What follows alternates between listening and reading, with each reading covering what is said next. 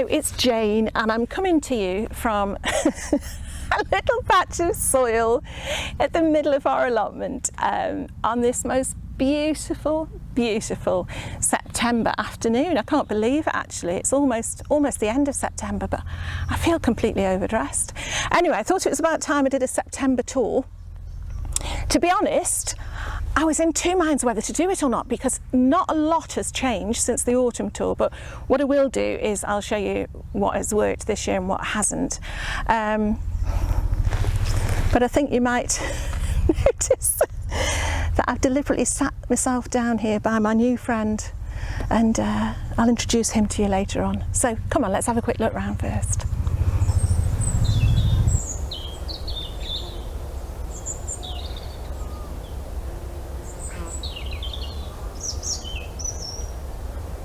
To be honest, not a lot's changed in the greenhouse since you last came, apart from things are starting to slow down a bit. But just look at these. These, pretty much every day you're coming in and picking a little bunnet full of these absolutely beautiful cherry tomatoes. I don't know what sort they are. We were given some plants from a plot neighbour. They don't know what they were either. I thought they were sun gold to begin with, but clearly, I don't know if they're one of those sweet million plants, but there's certainly, I mean, if you look at the amount on that truss there, there's certainly plenty of them and plenty more to come. So we've really been enjoying these. Hey though, I've just spotted these. Now I swear the last time I looked at these, and I was in this greenhouse yesterday, but the last time I checked on these were green. And look at them now, what a beautiful shade of red they are. Hopefully this has not got any slug damage, because I have just left them to get on with things. Oh, it hasn't, look, it's not very big. If I twist that, oh, come on, Jane, we've only got one hand. Snap, snap, snap, snap, snap. Look at how red that is. Let's see if I can get that in the sun. Oh, a proper pepper. Oh, I think I'm going to eat that for my lunch. Isn't that lovely? And look, we've got, I'm right in my own shadow, another one. And I am going to pick them. I don't care if they're small. They're absolutely perfect, because what I'm finding is anything, and it makes sense really, anything that gets, it's the perils of doing it with one hand. Anything that gets left on the soil gets nibbled by the slugs. So I've been keeping the slug population very happy recently. Although I did find a couple of frogs the other day in the Pullman area that I was very pleased about. Oh, look at that. There's another one. I'm going to let that go a little bit redder. Lift it up a bit. Wow. What a treat.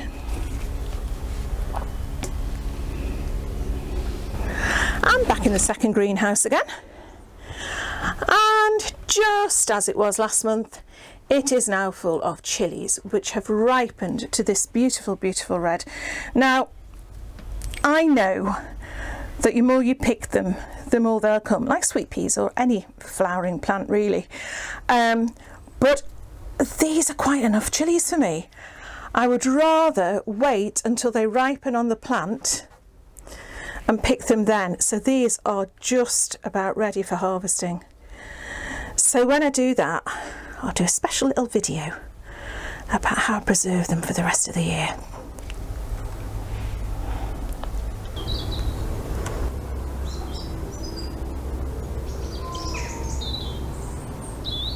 Oh, dear little blackberries starting to produce fruits now. Now they are supposed to be giant sized fruits, and as you can see, they might be giant if you like a frog, but to me they're not that big. But they are growing on last year's growth. So this year's growth has been jumbly tumbled and tied up and lashed to these wires going across the top here. So hopefully next year it'll be more orderly to be able to come along and pick our blackberries. I've got to say though, I can't walk by without showing you these. This, if you remember, I think is our currant patch, and I popped in a few dahlia tubers, a couple of cosmos, and just let them get on with it. And I've got to say, these have been the stars of the summer. I am constantly taking armfuls of these dahlia home, to the extent where I'm getting a bit fed up with them. I'm thinking now, oh, we should plant it a different colour, but look how many there are. They just go on and on and on, and at the end, I must admit, it's not a colour I would have chosen, but look at the vibrancy of this cosmos. Isn't that just beautiful? If you can get flowers in your garden, you will get so much more pleasure.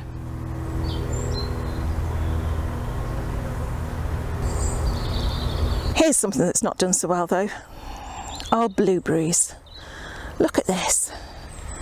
It has had, I mean, you know, you look at those leaves there and they look okay, but look at this. This has had a significant amount of dieback on the top, and I don't know if it was got by frost earlier on, but look, that's just, well, yeah, that came off. But I mean, it's nothing that some good pruning will sort out, but it's had ericaceous compost, it's had ericaceous feed, but it's just not playing ball. So yeah, top tips on blueberries, please. Maybe I've planted, I mean, I've got it planted alongside some carrots. That should be okay. I've got it planted alongside this beautiful, beautiful salvia. Let me just show you this. Again, these were Charlotte's wedding flowers, or part of them, but they've just provided such colour. But yeah, they're blue, but the berries certainly aren't. So yeah, top tips, blueberry tips please, much appreciated. And these are the two top beds of the first half of the allotment, which had the broad beans in, and the mountain range sugar snap pea at the back there. So they've all been cleared now. The roots of the beans have been left in and dug in, and the stems have been pretty much rough chopped and left on the soil really under there. There's been a layer of chicken manure, chicken pellets, then it's all been watered and this cardboard's gone on top. So all that needs now is a nice layer of compost on the top. Leave it to rot down for a bit, and hopefully they will be the perfect beds for my strawberries to be transplanted in as soon as we get round to it, which could be a while.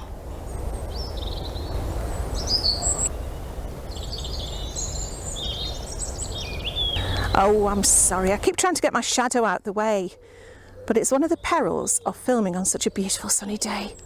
It is lovely, mind you. Right, okay. Dwarf beans.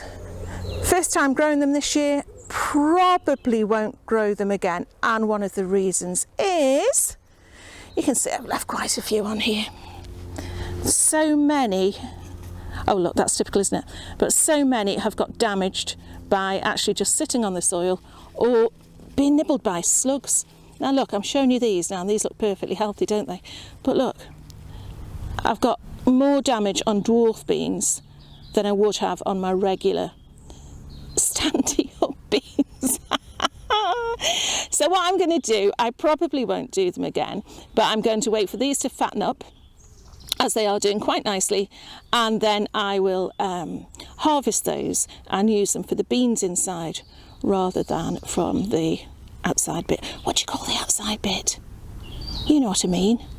The beans inside rather than the shell.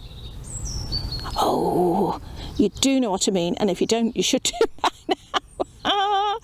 Anyway, yeah, so they were an experiment, but probably not one that's going to be repeated.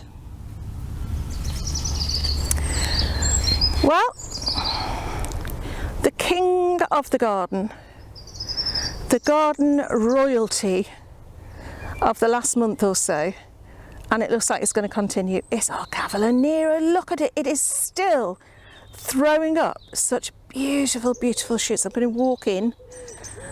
I mean, we haven't even got the net on it here. It's almost like we're saying to the caterpillars, please come and eat it, there's too much. But just look at that. It has been absolutely stunning. And I know a lot of people don't like it. I do, which is just as well, really. We've got bags and bags and bags of this in the freezer. I did do a video, I'll put a link of it somewhere, as to how to prepare them and store them to freeze. And you know what? They taste just as good when they come out of the freezer as they do fresh. But look at the amount we've got there. We keep trying to give it away, but people are starting to back off. So, but yeah, they've done so well this year and probably will for another couple of months. Really, really pleased with our roots bed this year. We've got carrots, beetroot, parsnip, and again, they've just been sown and not thinned at all. So if you look, let me show you, see if I can find one. I think this beetroot here is a good example. Let's have a look. If you look here, you've got a beetroot there, you've got a beetroot next to it. Oh, you've got another one there, look. Okay, if you wanted to get huge beetroots, you'd have thinned those side ones out and let the middle ones swell into the space. But I don't. I just want lots of beetroot that are edible. So what will happen is these thin ones will get harvested first and used much like you'd use baby carrots instead of big ones. They'll get used first, and then that last one will swell, and later on in the season we'll have a proper full-size beetroot there. But saves on all the faff of trying to thin and give them enough space between them. And we've used that method for the parsnips, for the carrots, and I've got to say, so far it's looking really good. So I can't wait to start harvesting our roots.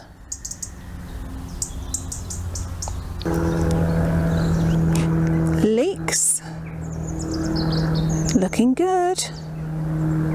We've still got quite a few more to put in though. So as we dig the potatoes up, they will be going in their spot. But yeah, pleased with those for now. Life in the polytunnel is starting to slow down a bit now, but you can see there are still plenty of tomatoes to come, even though, as I said earlier, the skins now aren't as nice and bright as shiny as they were, but they're still edible tomatoes. And for what I'm using them for, I use the occasional one to eat fresh, but I'm using the majority of them to make a nice sauce to go in the freezer. They're absolutely perfect. So every time I think I've come to the end of the tomatoes, I come in and there's a whole load more. And ones that weren't, oh, I've got my shadow there again, ones that weren't sort of necessarily fruiting very much early on, I've decided to do this. You know, I've got to leave that to ripen. And this. And once again, I don't know what they are. If it helps, they're a tomato leaf tomato as opposed to a potato one, but yeah, either Soldaki or Purple Cherokee, whatever it is, these have produced some really lovely big fruits for cooking. So I will be saving seeds from them. But yeah, look at that. That one just succumbed under the weight of the tomatoes. I've pretty much given up trying to prop it up again. But you know, they're fine. They're still producing, look. If I show you in there, can you see? I need to take these leaves off. Can you see in there? There are so many tomatoes still to come. Up there, up there, up there. You know, I think we do faff about with them too much sometimes. But yeah, these are orange banana. They've been great fun. So yeah, so the polytunnel has really come into its own with these tomatoes this year.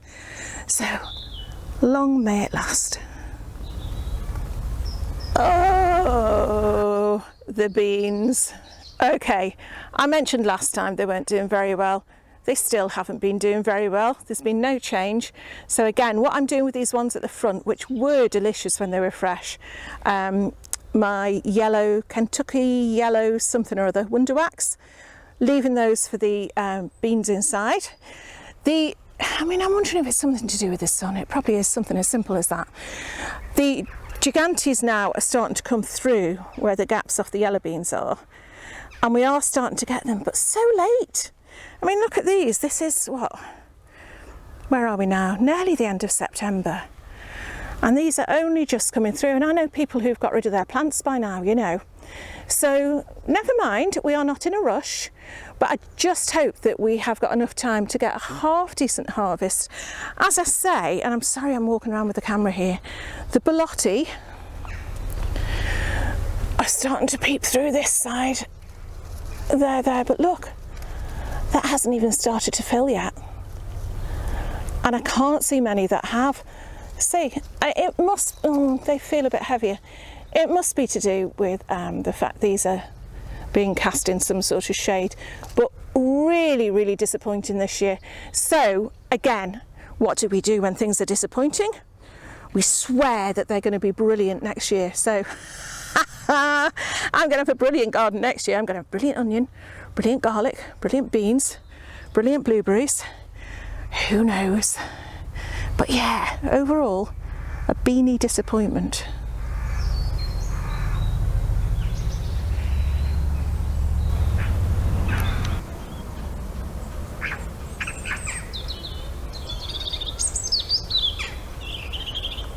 Tell you what though, it's definitely apple season. Look at our russets. We've already had neighbours coming and helping themselves to an extent, but there's so many more to share. And then, oh, sorry about the jerky camera. Can you hear all the birds are making that chatter up there? That is where we are hopefully going to have our ladder out next week and our annual circle around the apple tree with an apple picker.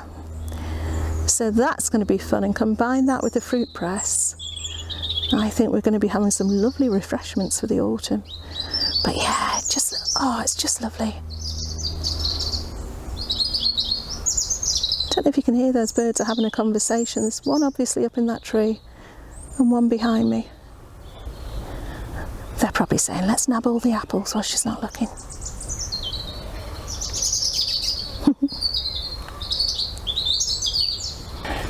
So I think in a way what you can see there is, as I say, I didn't think there would be much of a difference between the August tour and the September tour, but yeah, it is. It's everything's sort of like coming to maturity now. We've had all the fun of the little seedlings, and then the troublesome teenagers where they might suddenly go off and get blight or snap or whatever else, get nibbled by a passing mouse. Now what we've got in September is what we've got left is sort of blossoming into fully mature fruit and vegetables. I've overthought that, haven't I? I have. But one of whom, and I said I'd introduce you to him, is Peter. And I've called him Peter because he's a pumpkin. So completely unadventurous. You can think of a better name, let me know. But this is just one example of things that are really coming into the fore now. I know quite a few people have started harvesting their squash already in the UK, but I want to, oh look at the cabbage whites, 2 of them there. They can't do much harm in these, can they? Yeah, and I am keeping an eye out for the frost dates coming in because, oh my goodness, can you imagine? I'm sitting here now, it's what I would call a heaven of a squash. It's just gorgeous, so we really, really don't want to let any get got by the frost. But yeah, Peter, I'm sure he's doubled in size since the August tour. So yeah, he's handy as well. And do this, have a little look around. But it's just beautiful, it's absolutely beautiful. I don't know, I've probably talked way too much, just for a change. And you probably don't get an idea of just how still it is up here today. It's so quiet. We've had the odd plane, it's birds, it's bees, it's just beautiful and hot. Really, like I said, I'm completely overdressed. But yeah, I was starting to feel a little bit, you know, a couple of weeks ago, a little bit, oh, it's all over for another year. And I do that, and I recognise it now. I do it the same time every year. And then you come up and something like this has happened and you think, yeah, it's going to be great. Or yesterday, we were up yesterday, and sadly, I should have saved it for today to show you, but we took most of the pears off the pear tree and we were just eating them straight off the tree. And oh my goodness, I don't know if they necessarily do taste any sweeter than those you'd buy in the shops, but that connection with, I've grown this, I've got this could not be any fresher. And eating something on that, it's like when you eat your tomatoes or when I'm eating my grapes walking around the greenhouse. It's just that, the satisfaction from that is just wonderful. So yeah, we've been picking pears. As I say, the neighbours have had quite a few apples. We need to sort of get in next weekend now and get the russets down, wrap them, store them for over winter, maybe freeze some. But I'm looking behind you now is the big tree. And the reason I'm not actually sitting at the table today is, if you watched last time when I was in Which Corner, I got actually, you know, an apple thrown at me. Well, it didn't throw itself at me, but I had an apple land on my shoulder. Unfortunately, it was a small one, but had it been one of those great big cookers that I'm looking at, it could have done some serious damage. So this is why I'm being a bit of a wuss today and sitting way back from the tree. But as typical in life, all the really nice ones are up at the top. The majority now are on the floor as windfall. And although we've tried to pick up what we can of the windfall, it only takes, well, minutes really, and they're being, you know, fed on by wasps or snails or whatever. So we may as well do our bit and help out nature as well. But yeah, that's something really exciting to look forward to next week. And also it's seasonal, isn't it? It's that time of year. It's apples and pumpkins and pears and bears, not bears, but yeah, so really looking forward to that. So I think what I've started to say there, and I veered off a little bit, was if your mojo does go a bit, and it will do, you know, it's not all fun and games at the allotment all the time by any means, it will come back. Majority of times it does for me anyway, and I recognise it now. Like I say, it's quite a seasonal thing. Certain times of year, I'm just sitting here now and watching all the bees. It's beautiful. And you know, so many people are frightened of bees. They don't do you any harm at all. And just to sit there and watch them go about their business, it's absolutely beautiful. Saying that, I'll probably get stung in a minute. I'm probably sitting on a wasp's nest. Let's hope not. So yes, what have I done?